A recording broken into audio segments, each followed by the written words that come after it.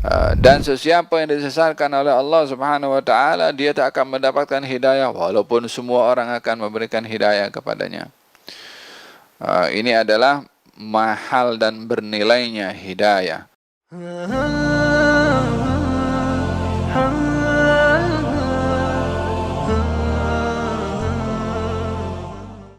May yahdillahu fahuwal muhtad.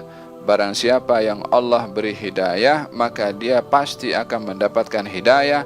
Adapun orang yang disesatkan, maka tiada akan menjumpai sesiapa yang dapat memberikan hidayah kepadanya.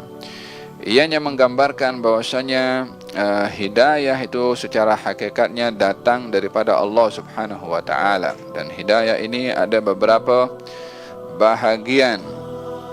Yang pertama adalah hidayatu al-bayan.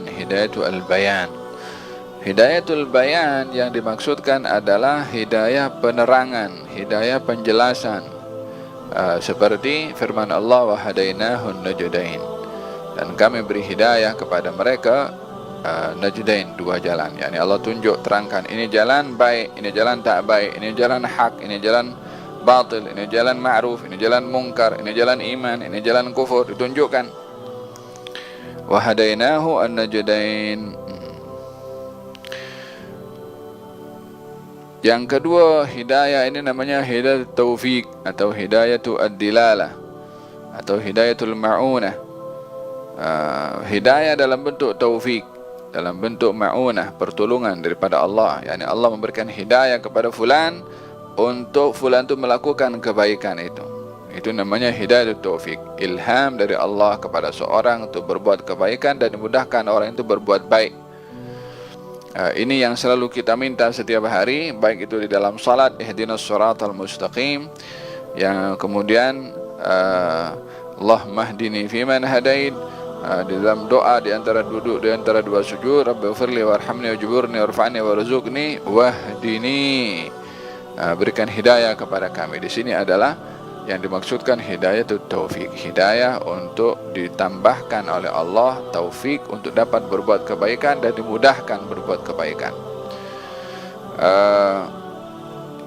Yang terakhir adalah namanya hidayatul kashfi anil hujub, yani hidayah dibuka oleh Allah Subhanahu wa taala hijab, dan ini adalah kepada orang-orang yang tinggi kedudukannya seperti para anbiya dan juga para rasul.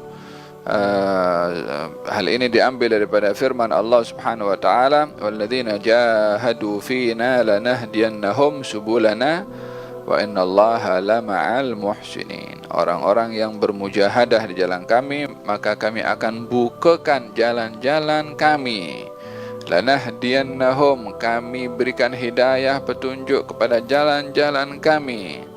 Subulana, jalan menuju kepada kami. Wa innallaha lama'al muhsinin, dan Allah sungguh bersama dengan orang-orang berbuat ihsan. Secara mutlaknya hidayah itu datang daripada Allah Subhanahu wa taala, yakni yang memasukkan hidayah ke dalam hati adalah Allah. Namun daripada sini diambil nama Allah Al-Hadi, yang maha memberi hidayah. Namun selain daripada Allah Subhanahu wa taala, seperti baik itu para nabi dan juga para rasul, adalah mereka dinisbahkan juga membawa dan memberi hidayah, dalam arti menyampaikan hidayah. Wa innaka latahdi ila siratim mustaqim, sesungguhnya engkau wahai Rasulullah memberi hidayah menuju jalan yang lurus, yakni menyampaikan hidayah menuju jalan yang lurus. Dalam ayat yang lain, innaka la tahdi man ahbabta walakinnallaha yahdi man yasha, sesungguhnya engkau wahai Rasulullah tidak memberikan hidayah kepada sesiapa yang engkau sukai, akan tetapi Allah lah yang memberi hidayah.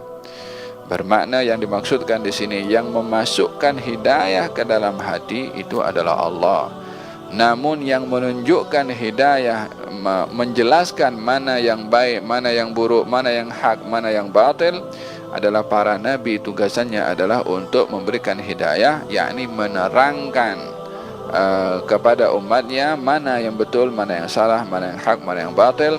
Namun taufik, kecenderungan untuk menerima hidayah atau menerima hidayah itu sendiri adalah satu pemberian daripada Allah Subhanahu wa taala kepada seseorang. Walihada di dalam meminta hidayah dinisbahkan kepada Allah Subhanahu wa taala, maksudnya adalah yang memasukkan hidayah ke dalam hati adalah Allah. Dan siapa yang diberi hidayah oleh Allah, maka dia akan mendapatkan hidayah walaupun orang semua nak menyesatkan kepada dia, tak akan berjaya. Sebab Allah nak bagi hidayah.